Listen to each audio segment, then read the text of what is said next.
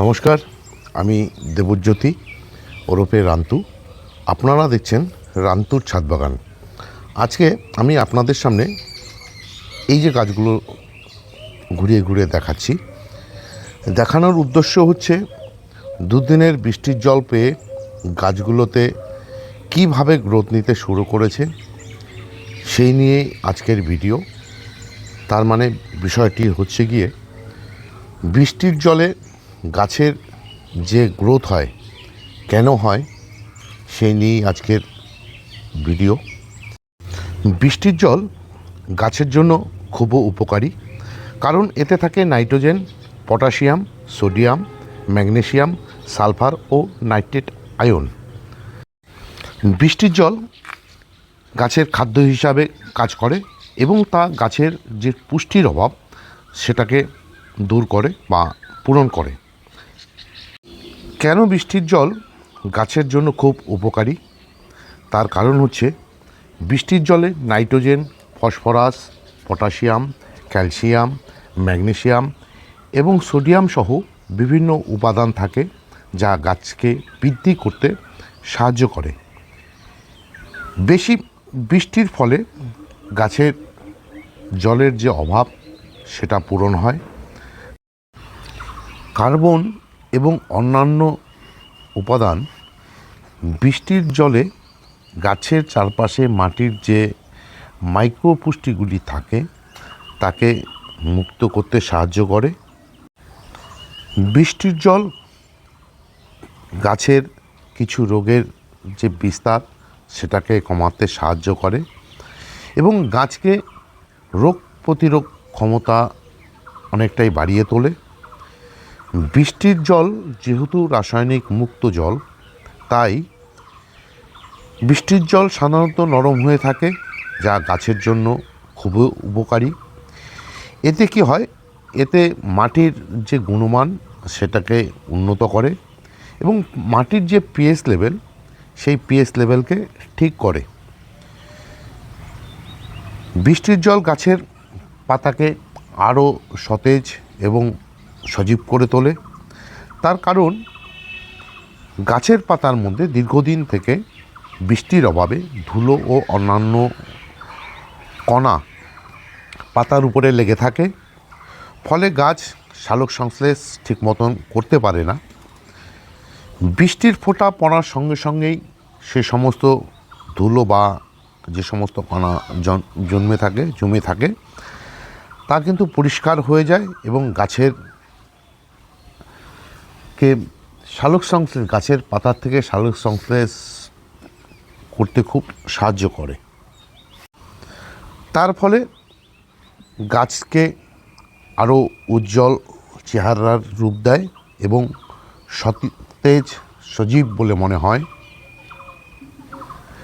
বৃষ্টির জলে গাছের যে শেকড় তার স্বাস্থ্য ভালো থাকে, তাই বৃষ্টি পড়ার সঙ্গে সঙ্গে গাছের চেহারা বদলে যায় এবং বাগানকে সুন্দর এবং সতেজ করে তোলে।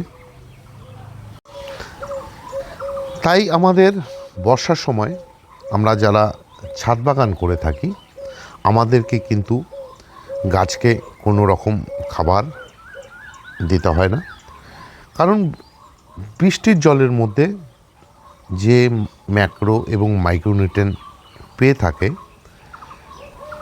তার ফলে গাছকে আর কোনো রকম খাবার দিতে হয় না। গাছকে সে সময় বর্ষার সময় বিশেষ করে শুধুমাত্র ফাঙ্গাস যেন না লাগে শেকড়ের মধ্যে বা পাতার মধ্যে, তার জন্যই ফাঙ্গিসাইডটি ব্যবহার করে যেতে হয়। এবং এই যে গরম চলছে সঙ্গে কিছু বৃষ্টি হচ্ছে, এতে গাছের যে নতুন নতুন কচি পাতা তৈরি হচ্ছে সে সমস্ত কচি পাতাতে কিন্তু বিভিন্ন পোকামাকড়ের দেখা মেলে। তাই এই সময় কীটনাশক ছাদ বাগানে ব্যবহার করতে হয়। আমরা যারা ছাদ বাগান করে থাকি যেহেতু আমরা কন্টেনারে বা টবের মধ্যে গাছ করি, গাছ কিন্তু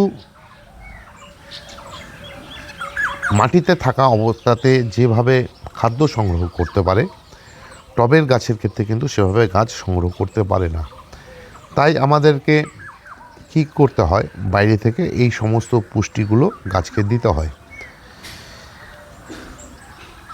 সেই পুষ্টি দিতে গিয়ে হয়তো আমরা অনেকে কম দিয়ে ফেলি বা হয়তো দেই না, তাই কিন্তু গাছের যে চেহারা, ছাদ বাগানে গাছের যে চেহারা, তা সুন্দর হয় না এবং ফুল ফলও ঠিক মতন দিতে চায় না।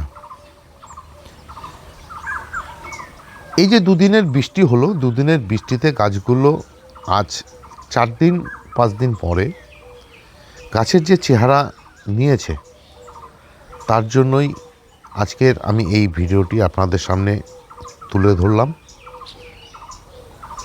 বৃষ্টির জল ছাদ বাগানিদের ক্ষেত্রে বা সমস্ত বাগানের ক্ষেত্রে, সে মাটি দিতেই হোক, ক্ষেত ফসলই হোক বা ছাদ বাগানই হোক, দারুণ একটি ভূমিকা পালন করে। এই ছিল আজকের ভিডিও। বৃষ্টির জল কেন ছাদ বাগানের জন্য বা যে কোনো বাগানের জন্য বা ক্ষেত ফসলের জন্য খুব উপকারী।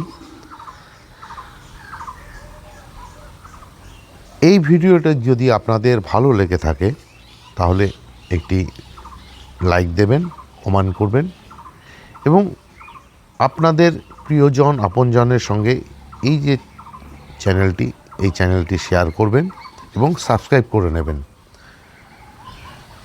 যে সমস্ত বন্ধুরা আমার ভিডিও দেখছেন অথচ চ্যানেলটি সাবস্ক্রাইব করেননি, তাদেরকে বলবো আমার এই চ্যানেলটি সাবস্ক্রাইব করে নিন।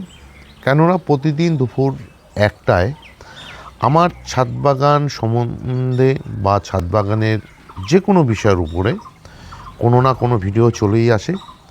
সেই সমস্ত ভিডিও দেখতে চাইলে বা পেতে চাইলে আপনাদের আমার এই যে এই চ্যানেলটিকে সাবস্ক্রাইব করে নিতেই হবে। সবাইকে অশেষ ধন্যবাদ এবং শুভেচ্ছা জানিয়ে আজকের এই যে ভিডিও শেষ করছি। সবাই ভালো থাকবেন, সুস্থ থাকবেন, সবুজের সাথে থাকবেন। ধন্যবাদ।